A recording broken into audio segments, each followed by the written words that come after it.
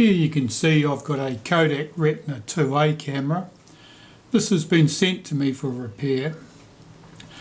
The owner tells me it's in quite good working condition.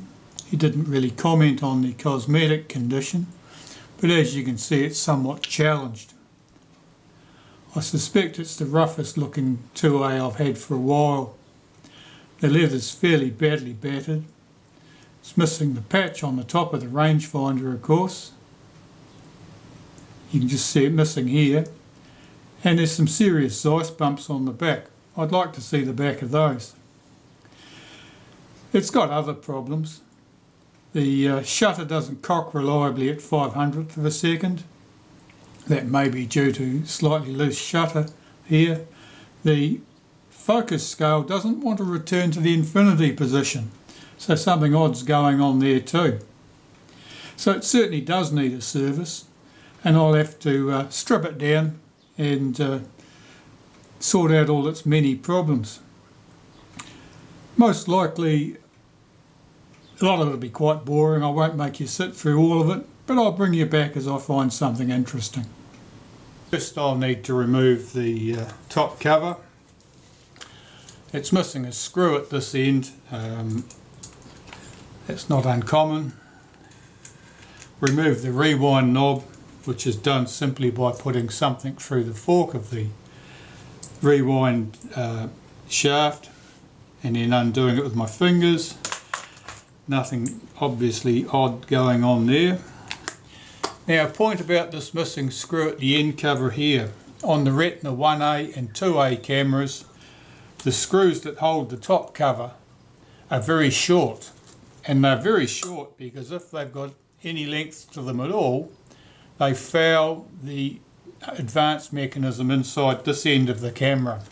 If you are missing a screw and you're forced to put a foreigner in, put the foreigner in at the rewind end and take the screw from that and put it at the advance end. That way you'll get by. Anyway, to the advance lever next.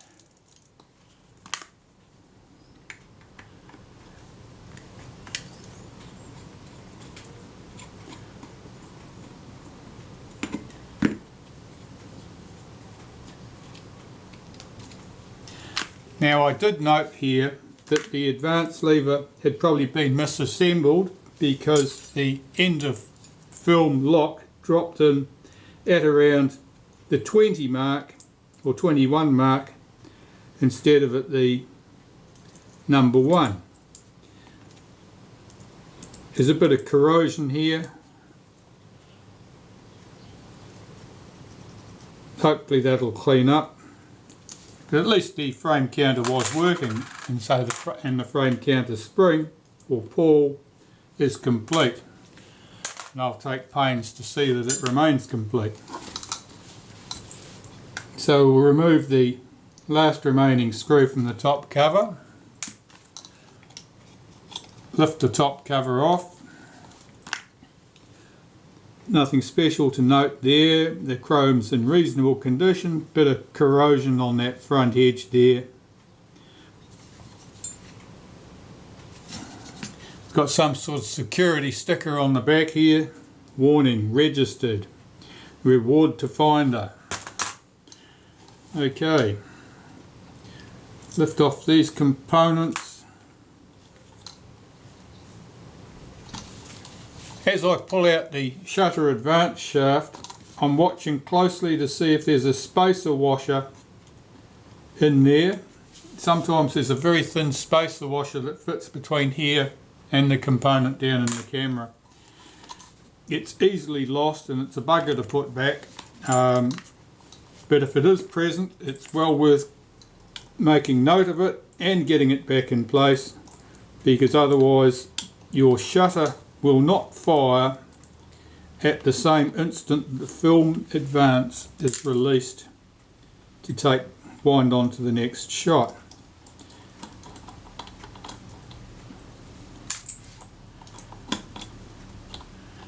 I just took the screws out of my rewind post there, but I've got to lift off the rangefinder first.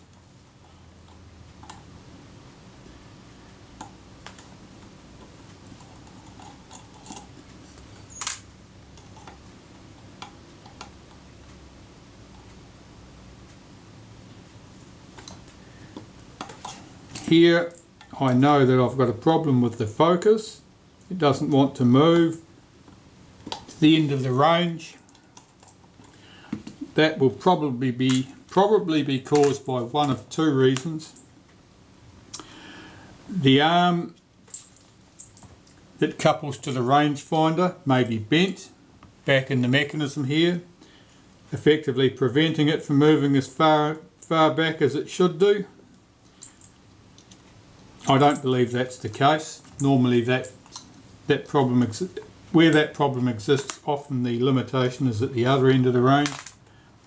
The more likely scenario is that the focus was unusually stiff at some time due to the grease being dried out and sticky, that the focus lever was forced, effectively shifting it on the outer helical, and as a result the lever cannot now return all the way to the infinity position.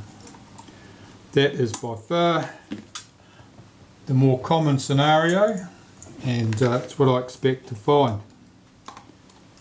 See if we can lift that gear off, and I'll just cock that shutter by pushing that all the way to the end of its travel, which gives me access to this screw here holding the guide for the shutter cocking rack and so forth in place.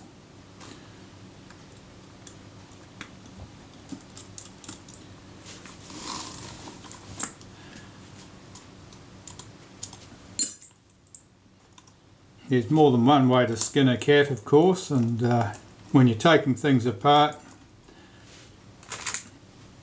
you can use whichever order appears to suit you best.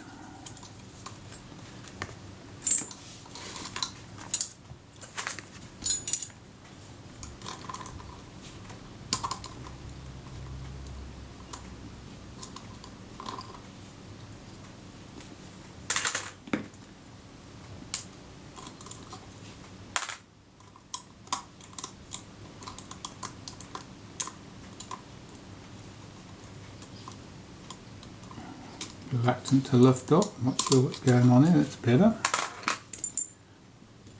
I'll just remove this component, that's the little pull which stops that mechanism from being able to roll backwards.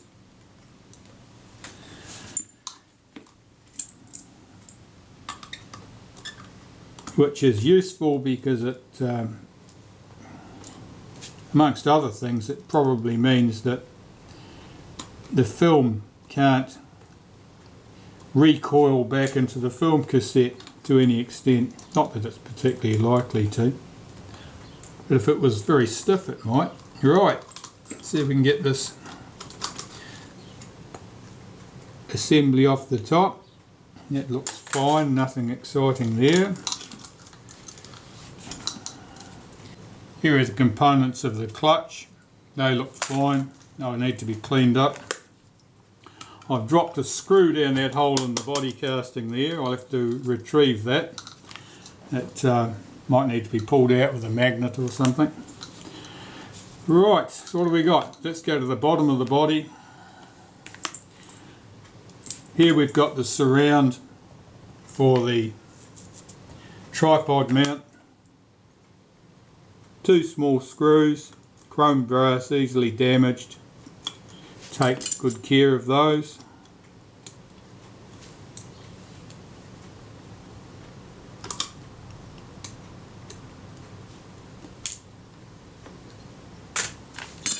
And the leather needs to come off next.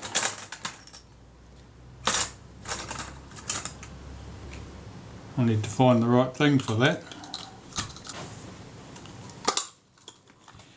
For removing leather, the scalpel.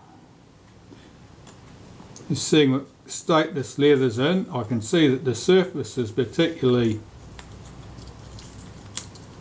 ugly,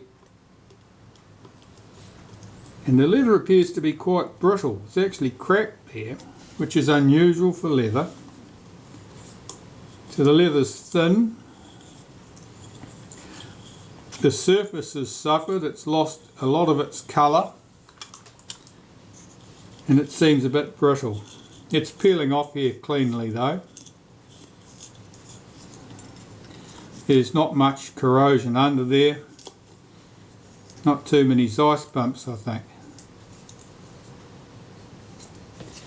Just here where they're expected.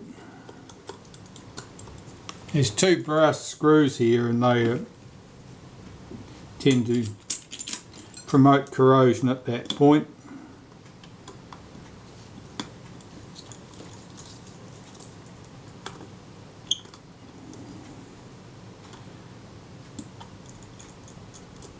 There's ice bumps being formed by that green waxy soapy looking stuff.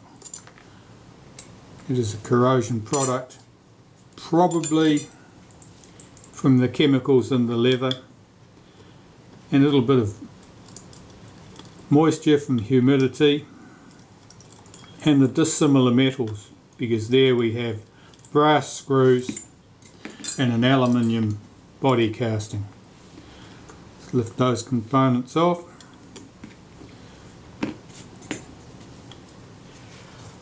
And take this screw out of the door here. That's the bottom door hinge for the front door.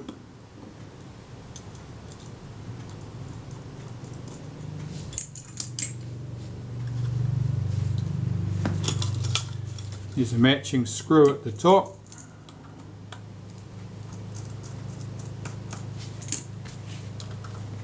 Typically there will be a washer in one of these two positions. There it is, it's fallen out. In fact, there's two washers. Now to lift off the door, I'm going to push up from the bottom and unhook it from the top slot.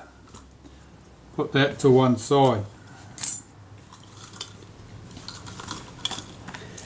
At the bottom of the camera, I want to unhook the spring for the catch for the rewind knob, rewind button.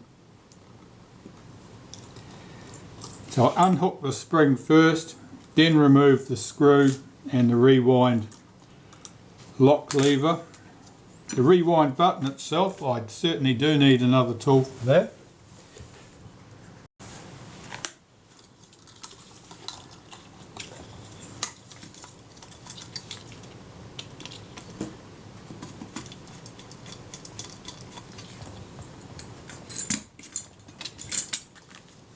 And the shaft for the sprocket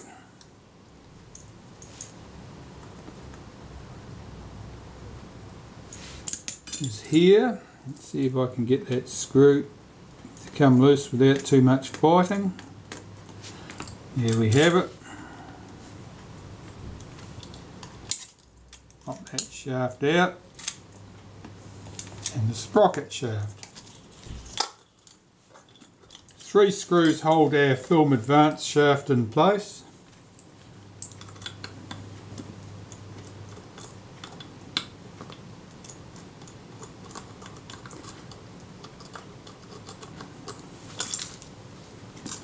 They're the same size, doing exactly the same job in the same place as those on a Retina 2C, 3C type camera.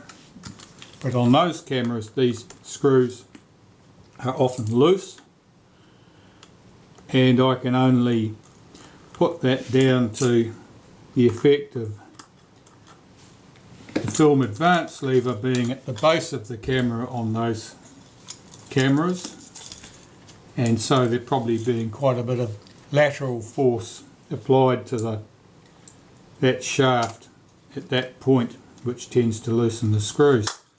Alright, that's done. The shutter needs to come off.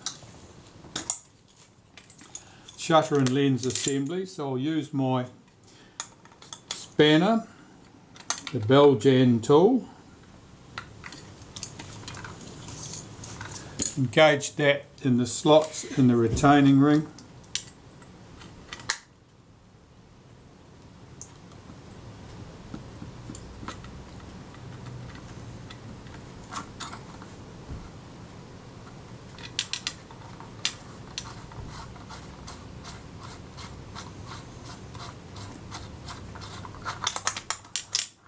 That was very stiff. I like my chances of that coming out without the spanner camming out of the slots and making a mess, but it did come out. That stray screw I was worried about in the body has now found its way out too. So here's our shutter and lens assembly. Nothing particularly noticeable about that. The lens looks relatively clear for a Retina IIa, often they're not. Now, the focus assembly.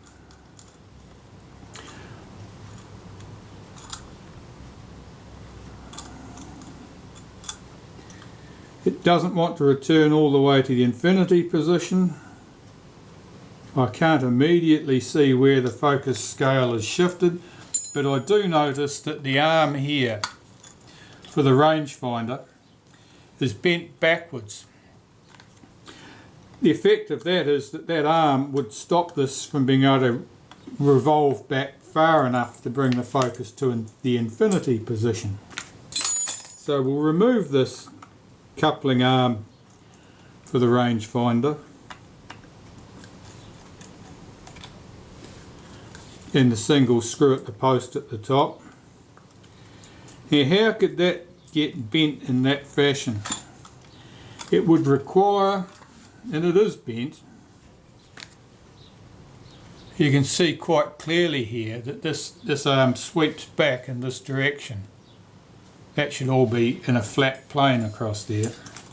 Well, if the rangefinder was jammed and it prevented that arm from moving forward, then that could bend it.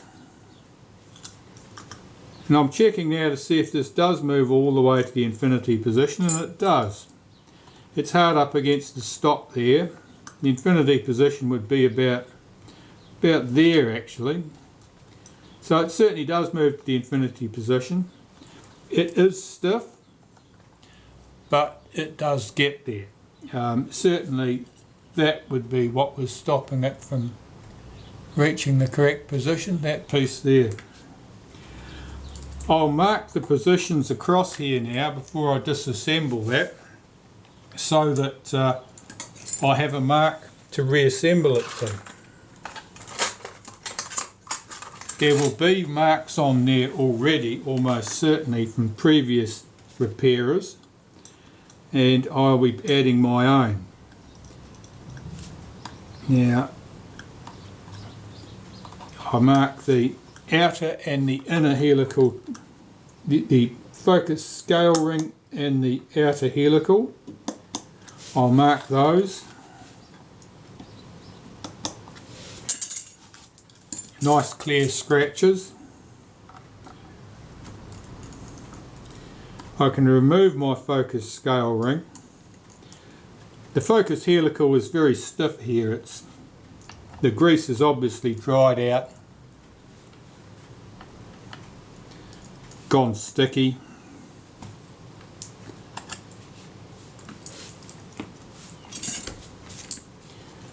Now if I revolve my outer helical round a bit further, I'll get it to the state where the inner and outer are dead flat with each other, if I can, and then I'll mark across the inner helical, because that'll give me a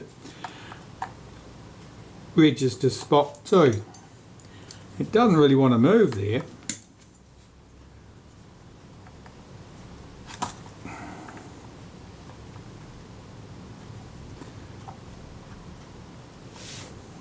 Yeah, what's that like? Yeah, that'll do. And all I'll do now is I'll continue my marks, the scribe marks I made across it, I'll continue those to the inner helical.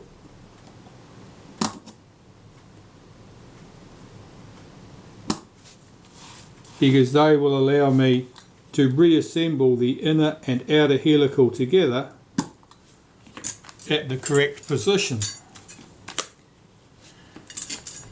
And now I have to disassemble the focus mount, and I'll start with the 4 screws in the corners here, which hold the bellows to the back of the front standard. 4 small screws, black,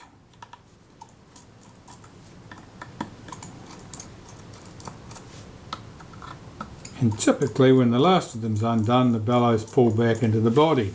Have they done so? Yes. 4 larger screws hold this whole assembly to the front standard.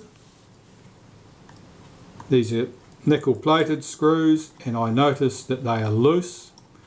That'll account for the loose feel I'd noticed with the lens and shutter assembly.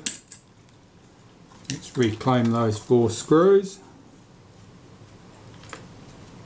If you're doing this, take great care to note where the screws came from, what they look like,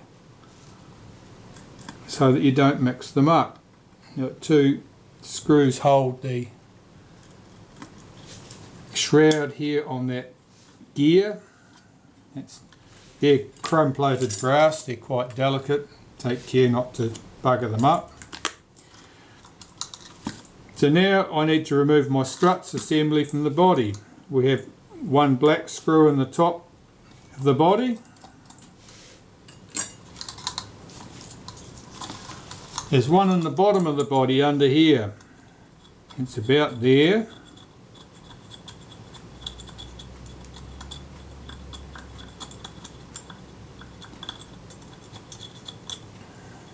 Under that wodge of glue.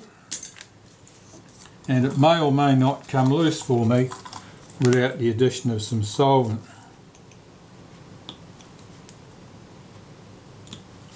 No, it's not going to come loose.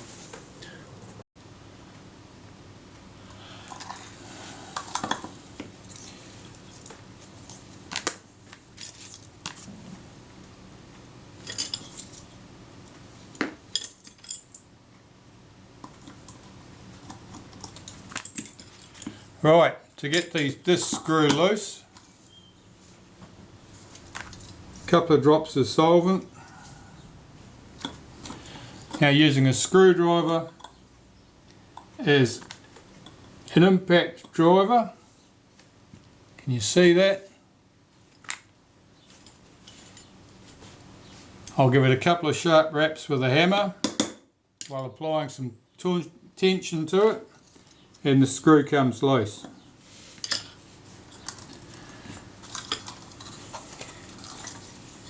Two screws left,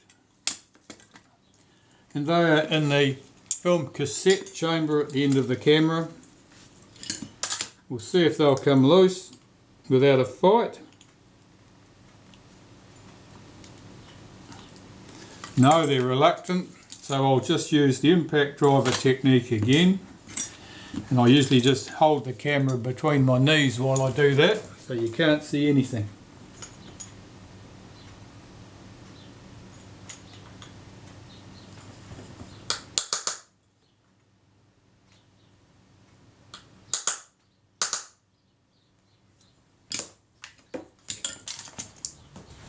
They are loose. It only requires a light tap to vibrate the screws loose.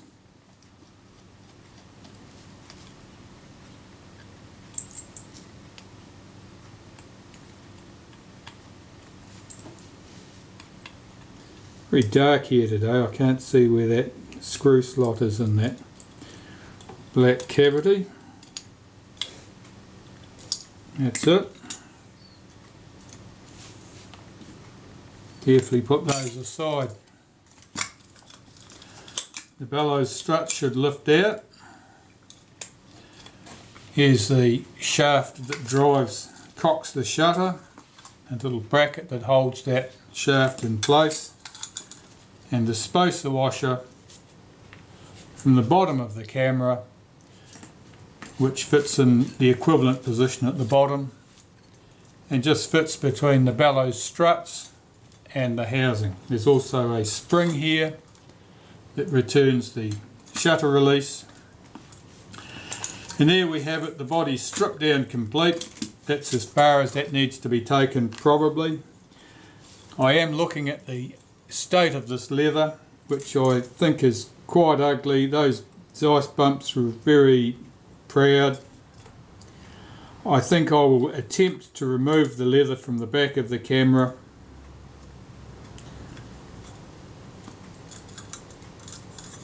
there's some wear right through the leather at the front here in these 2 points. That's from the strap. It's had an odd strap on here at some stage, and it's not sure how you'd go about doing that. Possibly wrapping the strap repeatedly around the camera would drag these rings, these coupling rings, into the body at that point and damage that leather. However, my main task here, I think, is to clean everything up. I will strip the leather off the back of that. That looks ugly. I'll bring you back later.